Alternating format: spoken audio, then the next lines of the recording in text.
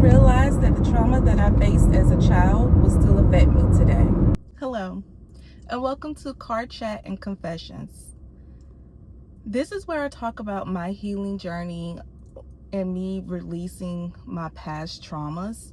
I didn't realize that some of the things that I experienced as a child growing up is still with me today, and it is time for me to release and let it go. So in these series, I'm going to be sharing stories from my past that I still think about very often, that I believe still haunts me to this day.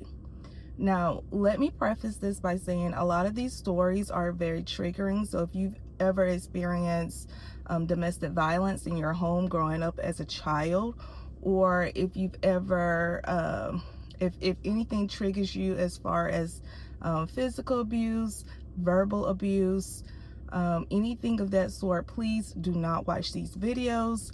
Again, this is not me bashing anyone. This is just going to be me talking about my experience in hopes that this will allow me to release and let it go.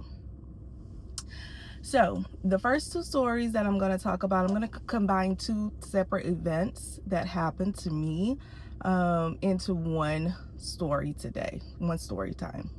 Backstory: I grew up with a very abusive father. He was abusive to my mother and to me and my sister, and he was also a drug addict. So a lot of what I'm going to talk about is just things that happened a long time ago. And though I support my dad today, I take care of him, I give him a place to stay, and I make sure he's good, and I do love him, these things are still triggering to me. They still bother me because he's never apologized, and I still have nightmares up until this present time, and I am currently 35 years old. So the first two stories that I'm going to tell you about is two incidents that involves physical abuse. I was about 6 or 7 years old, and we had decided as a family that we were going to go to Hardee's and pick up some dinner. This was on a Friday night. The line was extremely long at Hardee's, and so my dad was driving. He pulled in part and had my mom to go inside to pick up the food because, again, the line was long and we didn't want to wait. And so my mother went inside of Hardee's on this particular day, and as she was coming out, there was a man who's well known in the area, and I will not share his name. I do believe he's deceased today, though. My father noticed that my mom spoke to this man as she was passing by, and he became very upset. Now, at this particular time, we were in the city limits, so my father didn't do anything. But when we got outside of the city limits and we were in the country, my dad really flipped out. He was the one driving, like I said before, so he started doing things like passing cars while going around a curve. He was fussing and cussing and just acting completely insane, and we really thought that we were going to die in that car that night. My sister and I was sitting in the back seat. There was really nothing that we can do. My mom was trying to understand what made him flip out, and then she finally pieced it together that he got upset because she spoke to this gentleman as he was walking into Hardee's and she was walking out. My dad was not intoxicated this night. I don't think so. I don't think he was high. I don't remember any of that, but it was very easy to trigger him, even when he wasn't under the influence of drugs. Like, he was just that bad. And so this particular night, he just started going crazy in the car, so much so that we just thought that we were going to either wreck or he was going to just hit a tree or do something. Like, it was just that bad. He started driving really fast and doing the craziest things. Fast forward to the second time that we were the second part of the story of another story is that my mom and dad had got into an argument at home, and we, as in me, my mom, and my sister, ran out the house and jumped in the car to leave, because we already knew that where this was going to go. He's already been abusive. We know his patterns, so we knew that this was going to be another one of those situations where it was going to involve him hitting one of us. Most of the times he would hit my mom, and then a lot of times I would jump in to defend my mom or try to help out as I was growing up. So he became abusive to me as well. But in this particular incident, we were still about 6 or 7. If I was 6, my sister was 7. If I was 7, she was 8. So we're 13 months apart, so give or take somewhere up in there. And so this incident, we ran out the house, we got into the car, and we left. But my dad jumped into another car, and he followed us. And in this incident, he literally chased us down, blocked the car so we wouldn't be able to move forward. So my mom had to stop. And then he got out, pulled my mom out the car, and begins to attack her in the middle of the road. Now, mind you, we lived in the middle of nowhere. We lived in a place called Claremont, and there's just really a lot of trees, and it's out in the middle of the country. So not a lot of traffic was coming. This is not a time where we would have cell phones.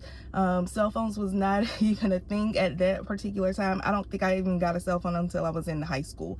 So we literally was in the middle of the road. He was physically assaulting my mom, and really, really bad. Now, mind you, at the time, my dad is 6'2", probably 280, 300 pounds. My mom is 5'3" at most.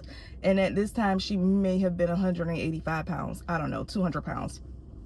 But you're talking about somebody really small compared to someone who's really big, physically abusive. And so he was just attacking and attacking and attacking, and we thought that it was never going to stop. Eventually it did stop, and we were able to get away. My mom was able to get in the car, and we were able to flee. But this would be the start of just time after time after time after time of me and my sister witnessing physical abuse as we were growing up. So here I am telling these stories because as a 35-year-old woman, I am ashamed to say that I am still having nightmares about the physical abuse that I endured as I was growing up. As much as I do for my father today, it saddens me that I'm still in a position where I have not healed. I still am in a position where in my dreams I'm having to attack back.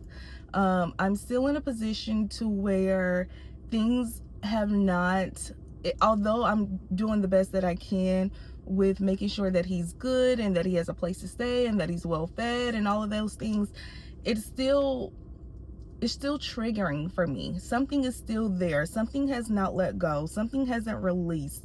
And so I'm hoping that as I talk about these things and get them out there, that it will help me to grow. It will help me to heal, and that things will start to get better for me. I pray that in 2026 that I'm able to let those things go, because I do realize that the things that I've experienced in my childhood does affect me as a wife today, because of how I grew up where I became this independent, strong-head person, always have my own, never depend on a man. And now that I have a husband, a great husband, I'm constantly reminded that some of the things that or how I came into this marriage cannot be how I continue. I have to let my husband lead. I have to let my husband be the husband. He constantly reminds me that he is the husband and that I am the wife, and not the other way around. But because of how I grew up, it's just been in me to always be the one to provide and to protect and to just have my own, because I'm going to share stories with you all, and it will be mind-blowing, the times and the things that I've experienced, and you will see why it is time for me to heal and to let go and to truly love my dad the way that he's supposed to be loved, even if he does not ever apologize for the things that he's done. Stay tuned for more stories.